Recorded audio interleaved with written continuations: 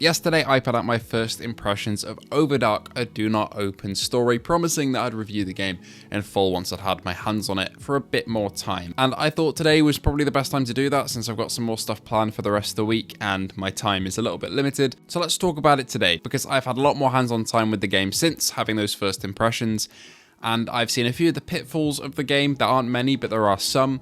And some of the really promising stuff that made me really enjoy it, especially on PSVR2, where a lot of the stuff here really comes to life. So let's dive straight into this and talk about why OVRDARK, a do not open story, surprised me in a way that I haven't really seen since Propagation Paradise Hotel, and why it's a game that maybe you shouldn't sleep on and should consider.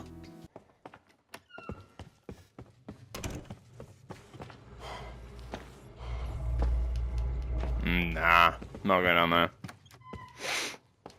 First of all, let's talk the story before we talk visuals like we normally do, because the story here is fairly engaging. It's not too hard to follow at all, even though I haven't played the first game, and I enjoyed it all the way through, uncovering what really happened in the mansion that you're exploring. But there was nothing really here that surprised me greatly in terms of how the story played out, and it did serve me well throughout the couple of hours it takes to navigate your way through OVRDARK. If you're in here for a really complex story though, with lots of twists and turns, this isn't really it. There are a couple, but it's nothing absolutely unexpected, so if you're here for just a fun, schlocky, horror-filled adventure, essentially, that'll take you a couple hours to complete, this is a great option. In the build that I'm playing, it doesn't seem like smooth turning was really working.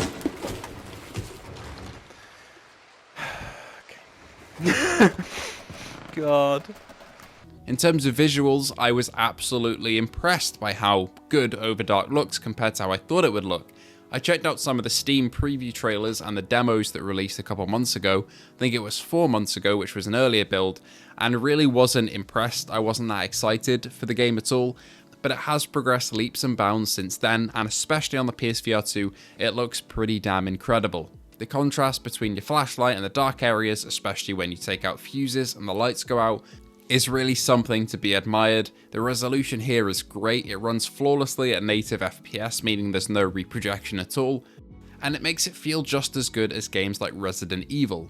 In terms of exploring these detailed environments, of course this isn't anything as expansive as that, but if you take one of the interior locations of Resident Evil, that's kind of where this is set, and visually it almost matches the quality of those. Of course, the game is mostly confined to just this one interior, which means all the work is poured into this, and this area isn't really that big, all things considered. But the quality is there, and that's what matters visually. It looks great. The lighting as well, and the shadow work, wonderful stuff.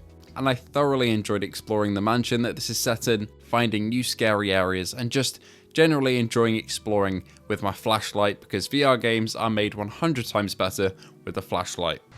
I love, you know, if you didn't see my Resident Evil or my Horizon Call the Mountain, like, stuff, you know I love shadows. There's some good shadow work going on here. The gameplay itself involves a lot of this exploring. There isn't as much survival as I thought. You do have an inventory system, but no real resource management for the most part. Everything you need is kind of located on your belt and in your inventory, which usually comprises of one-time use items that you use to complete puzzles.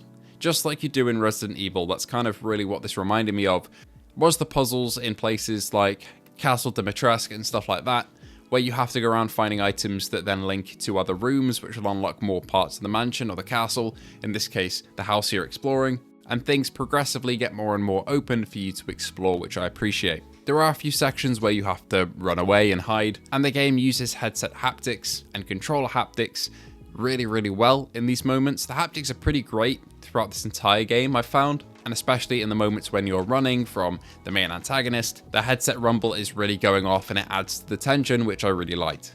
Okay. Okay, we can go. We can leave. Similarly, in certain areas in the game, you are required to hold still. I was a little bit torn on this at first, but once you get used to it, it's pretty great. Essentially, the lights will go out, your torch will be dropped, and you have to hold perfectly still, otherwise the main antagonist will kill you. I'm not moving. I'm not moving. I'm not moving. I'm not moving. Oh, I've never had a implementation of a game mechanic like that in VR before. Oh. However, you can actually move around with the left stick in certain instances here, which led to a little bit of frustration where I didn't know whether I was allowed to move at all in terms of locomotion with the stick, or if I was allowed to move with my hands. Turns out you can move with the stick in most cases, but you can't move your hands or head.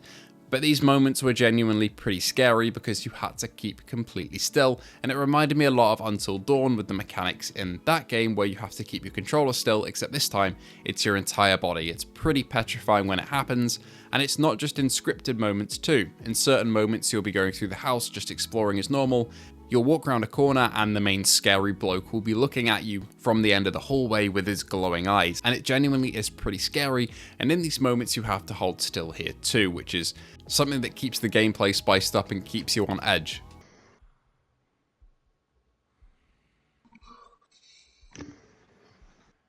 However, I found that for the most part, the entity that's stalking you isn't really an active NPC, say like Lady D in Resident Evil, or like the Xenomorph in Alien Isolation. It's more of a random occurrence, an event that it'll pop up and you'll have to hold still. It's not constantly stalking you and you don't have to really use stealth. To be honest, for a bit of the game, it's a bit of a chill experience in terms of exploring once you get used to the ambient sounds, but that's the kind of experience you're in for here. It's not a cat and mouse sort of thing, it's just random occurrences outside of scripted events, but they are very effective scripted events in terms of encounters with the entity. The puzzles themselves range in difficulty. Some of them I found pretty hard, like one involving a painting that I was stuck on for a little while, but some really aren't too bad at all.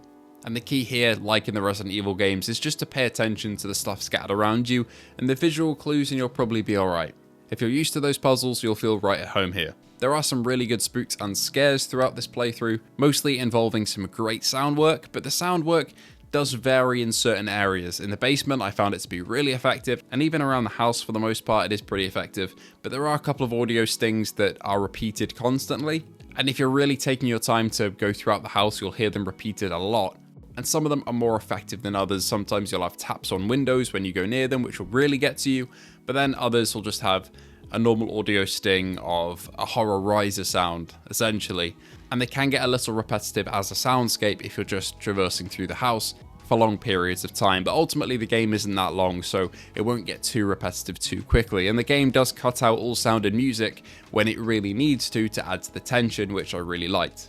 Overall, I'm really happy with OVRDARK. I was expecting a very unpolished indie game. I don't know why I was expecting that. Maybe it's from the very, very early gameplay that I saw that I assumed was like an official trailer when it wasn't, but I'm pleasantly surprised by this game.